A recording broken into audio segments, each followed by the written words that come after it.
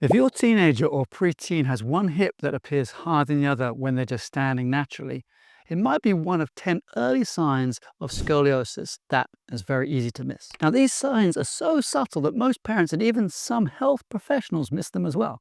In fact, one of my good friends is an orthopedic surgeon, and he was a little embarrassed when he rang me and told me that his 16-year-old daughter had a scoliosis that he had never noticed before. As a scoliosis expert, I work with families navigating these issues every day. So today I'm going to walk you through all 10 signs that I look for, and I'm going to show you how to use them and check for each one in your home. Because honestly, catching these signs early on can be absolutely life-changing for your child's development. You want to stay to the end because the last test is something that most parents see, but they have no idea of the significance of it. But before we go there, let me show you what I mean about this raised hip or this pelvic tilt. Well, it comes down to how your child's spine is shifting and rotating. And the best way to see that is during a quick observation when they're just standing. So here's a test that you can try at home. Have your child stand tall and relaxed and simply look at their hips from behind. And that's exactly what you want to see. You want to see that there is roughly a level line across the back of the hips. But if one hip appears consistently higher than the other, that's concerning because their spine isn't straight. Now, this is important because between the ages of 10 and 18, the body is going through the biggest growth spurt of the child's life. And this is the time that a hidden spinal curve can get worse. Now, your child should have a level pelvis. So if you notice that one hip is consistently higher than the other, then that's sign number one that they could have a scoliosis. Now, before I share the next sign, I want to stress that seeing one of these things, or even a few of them, doesn't necessarily mean that your child does have a scoliosis, so please don't stress. Now, the purpose of this video is to simply put some highlights around some of the signs that might be worth discussing with your pediatrician or allied health professional if you have concern about your child's spine. And they can then figure out whether or not further steps are needed. So honestly, no one sign means they have scoliosis. Just jot it down and make a note of it and bring it up the next time you see your child's doctor. Okay, now onto the second sign, because it involves how their shoulders sit. Have your child stand or sit straight, look at them from behind, and ask yourself, is one shoulder consistently higher than the other? Does the shirt strap always seem to be slipping off one side? See, uneven shoulder height is one of the most common visual cues of a spinal curve. And it's because the rib cage and the shoulder girdle compensate for the curve. And this is especially noticeable during the early teen years when they're growing rapidly. Now, the third subtle sign or test that I look for is the shoulder blades. Now, here we want to see whether or not one shoulder blade is more prominent than the other. Have your child stand with their back to you and look at their shoulder blades. Ask yourself if one side is sticking out or appears more prominent than the other. One of the most telling signs of scoliosis is this spinal rotation, and this causes the rib cage to move and pushes the scapula out, making it protrude. So that's why it looks more pronounced on one side than the other. And this is particularly important to check this between 10 and 14, the age range there, during their initial growth spurts. That brings us on to the fourth subtle sign.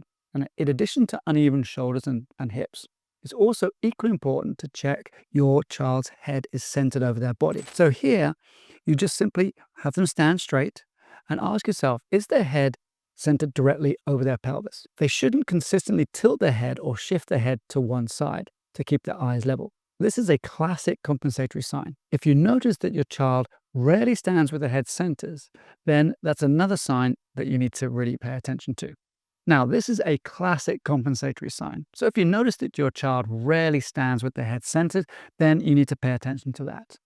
But I want to add to it by doing this fifth test. It's called the Adams forward bend test. And here's what you do. Have your child bend forward at the waist with their arms hanging freely and their palms together. Make it like they're trying to touch their toes. I want you to look at their back from behind and ask yourself, does one side of the back or rib cage appear higher than the other? Does it form a rib hump when you're comparing the two sides? Now, this is the standard at-home screening, and it's what most professionals will do before they request an X-ray. You see, bending forward makes the curve more pronounced, and the associated rotation becomes more visible. Again, this is especially important to check this during your child's growth spurts. All right, let's move on. Let's now talk about how the clothes fit, because this ties into everything that we've been looking at before to do with body symmetry. So take a look at your child's t-shirts, the jackets, maybe their pants, or even the hem of a dress if they wear dresses. Does it look like it's hanging correctly? Does one pant seem to be longer than the other? And this is important because if your child's clothing consistently hangs unevenly, then that's a potential sign that the spine is being rotated or the pelvis is being tilted or pushed off to one side. And it's definitely something you want to raise with your child's doctor. Again, this is very common in those teenage years when they're going through rapid growth spurts. Now, speaking of supporting body symmetry, one thing that generally can make a difference is understanding proper spinal mechanics. Now, ignoring these signs can lead to worsening curves and potential complications. But here's the good news. Some simple exercises applied early can make a real difference in your teen's posture. Now, I've got a lot longer training on this, which I've linked in the description below, and I'll also point to it at the end of this video. Now, if you watch that, it will help you know what to do when treating scoliosis and how you can support your child's spine and avoid things like surgery in the future. Okay, let's get back onto this, and we're going to look at the seventh sign, which is often overlooked, and it's how do the arms hang? Okay, again, have your child stand relaxed in front of you. Look at the space between the arms and their body. Does one arm hang further away from their body than the other? Now, this is actually an indirect sign that the torso is leaning or shifting to one side and it's compensating for the spinal curve. In the eighth test, we want to see whether or not your child has a tilted head. As we saw before, your child could have a head that's not centered over their body. And if you notice that your child leans to one side and tilts their head, that's another sign that you should be paying attention to. And for sign number 9, or test 9, we're actually going to be zooming out and looking at their whole body to see if it leans to one side. You see, in addition to these subtle head tilts, it's equally important that your child doesn't consistently lean to one side. So have them stand in front of you and observe their general posture.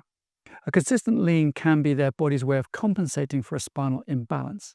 And this is often noticed by parents, but they don't always know why their child is favoring one side more than the other. I usually combine this one with the last test.